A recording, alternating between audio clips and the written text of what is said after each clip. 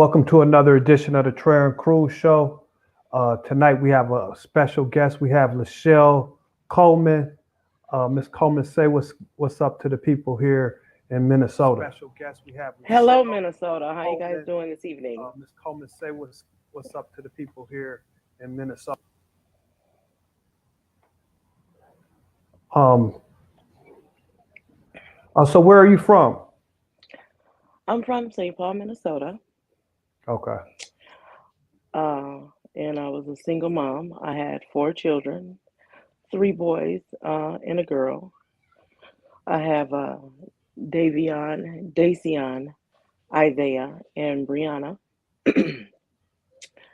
Just recently, December of 2023, my youngest son, Isaiah, was murdered in St. Paul, Minnesota. He was murdered at 1500 Jessamine Lane in St. Paul, which Okay. is Before we get started, tell us a little bit about Isaiah, who he was. uh, Isaiah was a brother. He was a protector. He was a best friend. He was a father. He was an amazing son, but he was an awesome human being. He was a he was a joy, and he had the biggest smile ever. He'd light up a room when he came in. He was always smiling. Uh, he was my youngest of 3 boys. He was 20 when he was taken. But I'd say the best aspect that I got to see about him was to see him become a father, because that was his greatest joy in life. Absolutely. So on this, what? Tell us what happened. So on December 6th, Isaiah was shot and killed at 1500 Jessamine Lane in East St. Paul, Minnesota. That's right behind the BCA, but there's a clear line sight from the BCA to this parking lot, not even 100 yards to be exact. Hmm. Uh, so Isaiah got killed the same night that the police officer had killed a gentleman over a domestic violence dispute. Howard Johnson. Yeah. Yep. So they kept playing the story about Howard Johnson. However, they never once played the story about my son being murdered at all. And so they informed me of what happened. Uh, the detective who is working on the case is Detective Jeremy Ryan. He had came and notified me. So you go through the regular logistics of getting notified, then they start the investigation. They tell you things that are happening. So then on December 21st or 22nd, they tell me they have a suspect. The suspect's name is Tyler Malik Clarence Collins, date of birth 2/3/1997. So they arrest him, and they know that this young man shot and killed my son. The detective told me that they know he shot and killed my son. Wow. So I Oh, said, can you say that okay. one more? Can you say that one more time? The detective told me, left me a message. He knows for his words were, I know for a fact he killed your son. Wow. I could play that recording for people. I have it. Saved it. So then I get notified. Well, District Attorney Derek Shaw, this is what he says. He didn't tell me the district attorney's name, but I did my due diligence to find out. Said he needs more to put him behind the gun. I said, okay. But you guys know that this young man had my son's cell phone from the time my son was murdered. He took the cell phone home with him. He had it in his possession for over 36 hours. And you also know he disposed of it, because you guys can prove this. Hmm. They have other evidence too. But you told me Such as. um they have digital and video evidence. And I believe now they have forensic evidence. So then you call to let me know, I'm sorry, but he expired out. However, if you Google this young man booking photo, you, because you've tried, a few other people have tried, cannot find his booking photo at all. We all know in the state of Minnesota, if you get booked, I don't care where you get booked, your booking photo is public knowledge. If you got booked, it can get pulled up on the internet. This young man's booking photo got blocked. Now, this young man goes by his father's last name of Collins. That's not his mother's last name, though. So, in turn, we have some things that are going on, and I keep getting to run around. Um, and as I told Detective Jeremy Ryan the last time I spoke to him, now you are disrespecting and insulting my intelligence with this BS you're trying to feed me. I said, because every time you're supposed to get some results in or something's supposed to happen, oh, well, I'm going to see why it's delayed. I'm going to see why it's taking this long. No, you're not.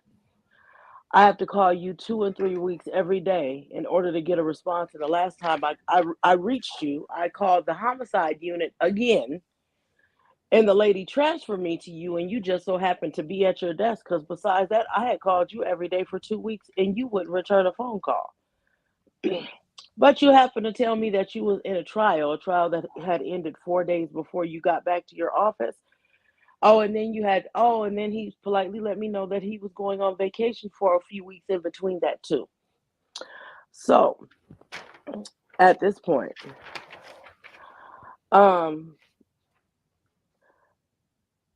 they have told me things directly from them that now I'm going to make you stand on and be accountable for. Now you're going to do your job. Because you can't tell me that you can prove that you know that this young man killed my son, and then just tell me he gets to walk out. And you have multiple people sitting in this jail right now where you guys know you don't have proper, probable cause to hold them, but they can't walk out.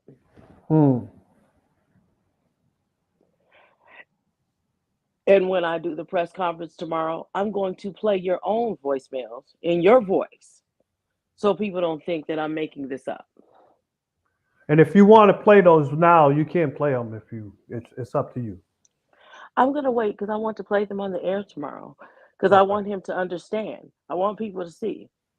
I'm not making this up. I'm going to show you this is on my phone from him, and I'm going to play more than one. And you're going to stand on and eat them words because my son is still sitting in a meat locker. You still haven't given his child's mother back her keys to her house so that she could get in her house, have her fob and stuff like that. And I've asked you for them a total of 6 times, but every time you give me an answer, it's inadequate.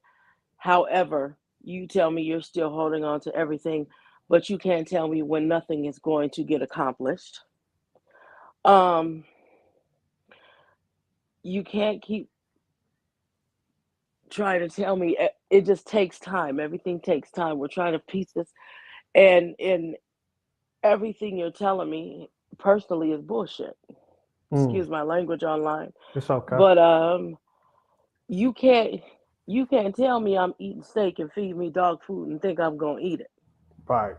That's not how that goes. That's what they're doing. That's what the district attorney Derek Shaw is doing. That's what Detective Jeremy Ryan is doing. And at this point, I can't stand back for it. All these murders that get information in the press, you guys purposely didn't give any information or give my son any notice, like his life did not matter at all. At all. Even if you Google it, you can't even find an article about him from when he did get murdered and he was right by the BCA. You can't find it. The only article you'll find is when they had arrested that boy, and it was a small article, and it wasn't even like really on the news. It was just very quaint. So they put it in and took it out like it's out the way. And And what now is? his And now his booking photo is blocked. But his booking photo was blocked when you guys first arrested him, because I know, because I tried to look it up on several different occasions. And now his Facebook is scrubbed. And we'll come back to that too. Where did this happen at? 1500 Jessamine Lane in East St. Paul, Minnesota. So what is the BCA for people who might not know, or where is that building at for?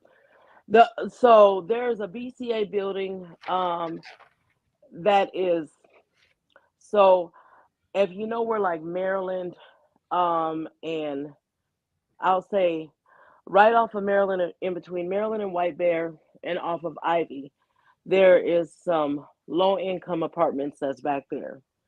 The Bureau of Criminal Apprehension, that's what the BCA is.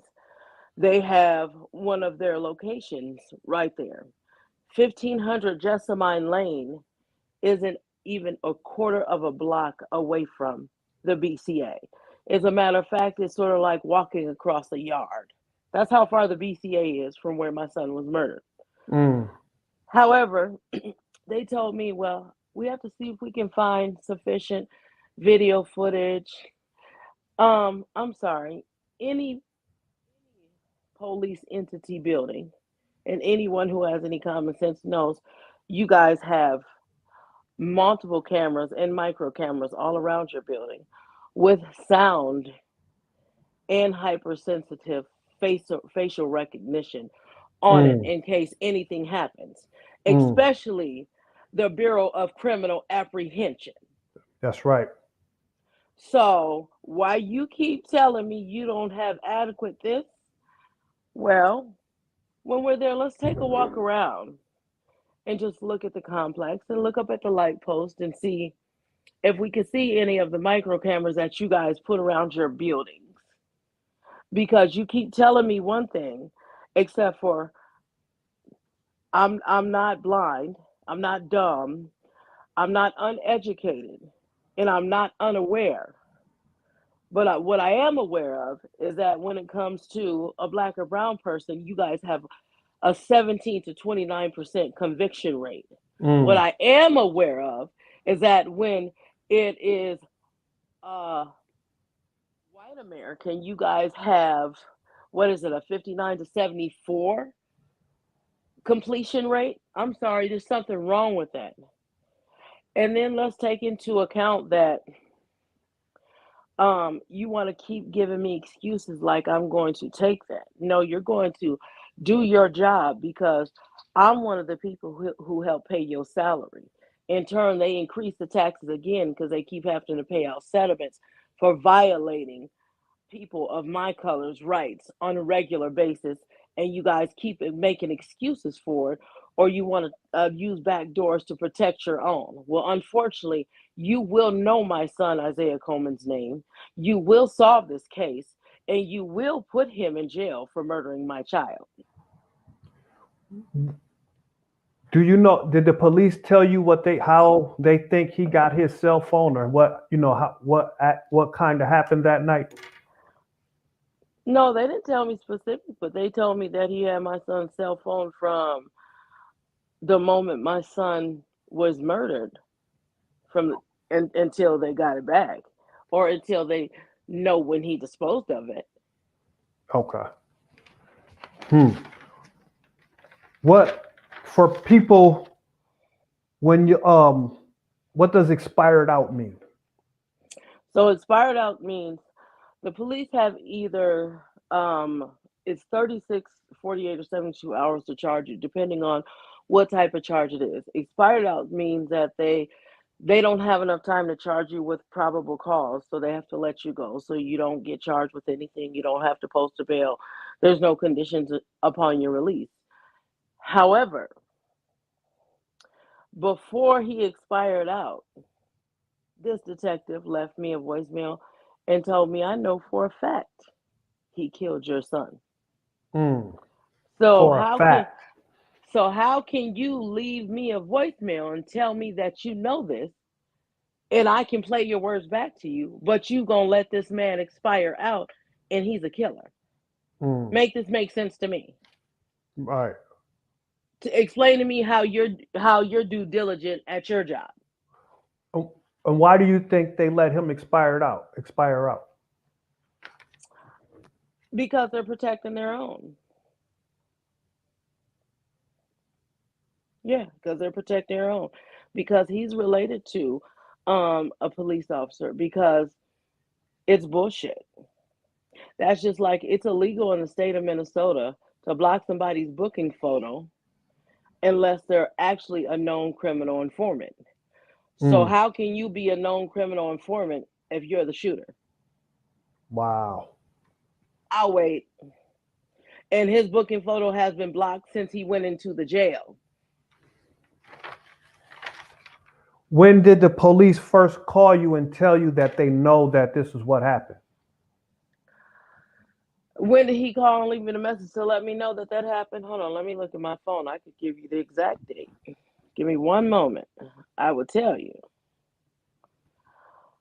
He left me that message on, let's see, that one was December 21st. That was December 21st, 2022. Matter of fact, I can give you the exact, yep, at 2:25 p.m. At 2:25 p.m. So you've been waiting 5 months now. Yeah.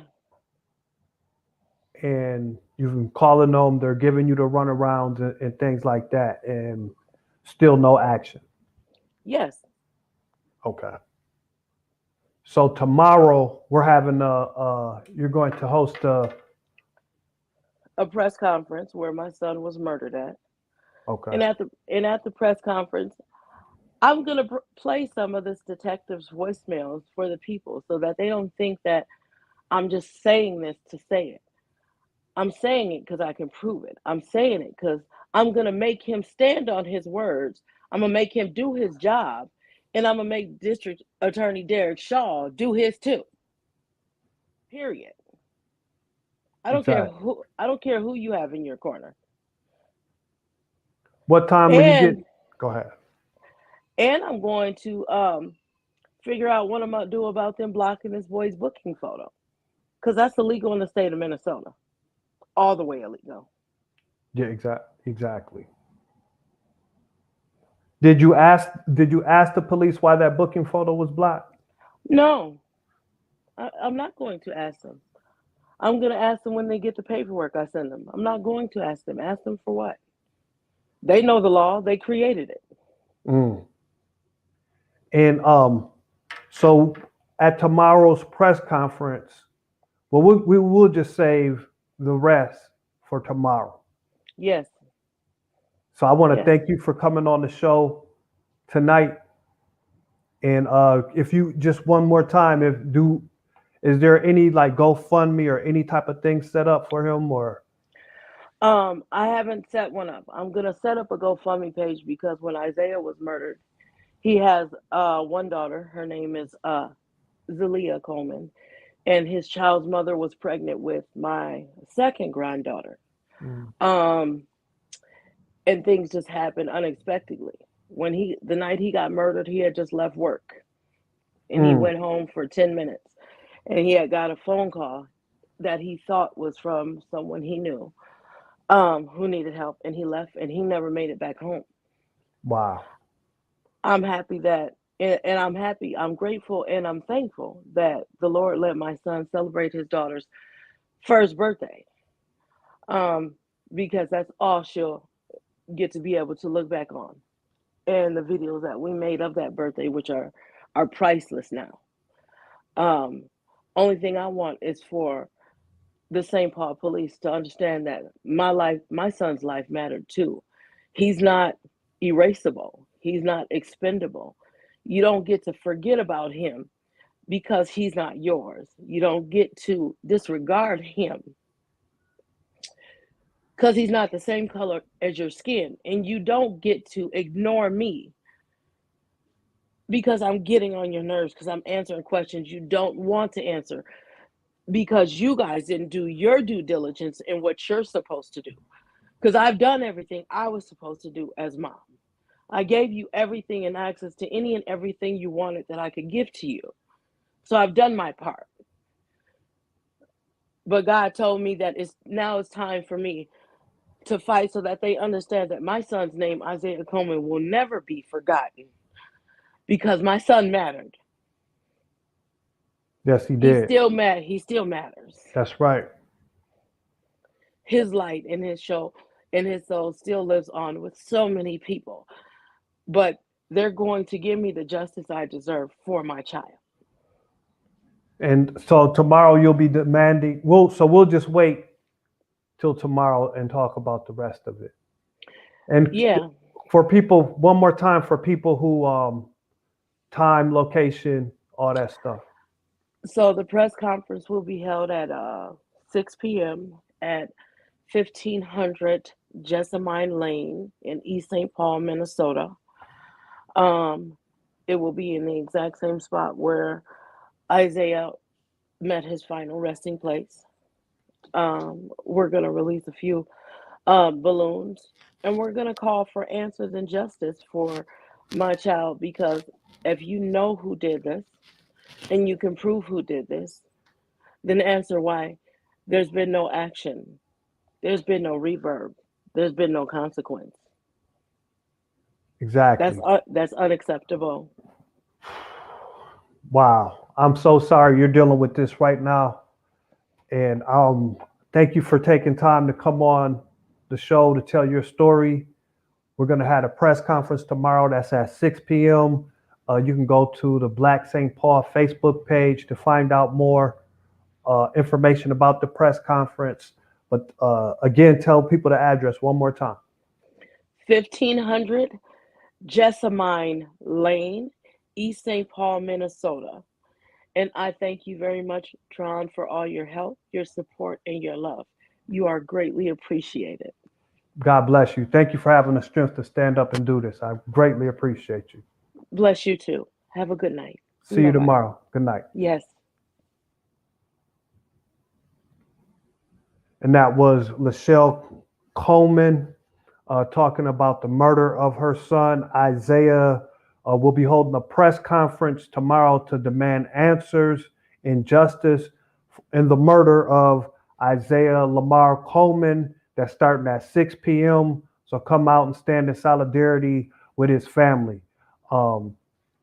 We also have some more events coming up. You can go to the Black Lives Matter Minnesota Facebook page or the Black St. Paul Facebook page to find out more. This program will be rebroadcasted on www.blacktvs.com or Black Watch Television on your Roku channel. Thank you for tuning in tonight. Also, we got Juneteenth coming up at the Minnesota State Capitol with Jamila Pettiford and other artists. It's going to be a great event, so make sure you put that on your calendars. But again, tomorrow, press conference with Lachelle Coleman regarding the death of her son or the murder of her son, Isaiah Coleman. That was community violence, and community violence also has to be addressed. Thank you all for tuning in to another edition of the Trahern Crews Show. Have a great week. Peace.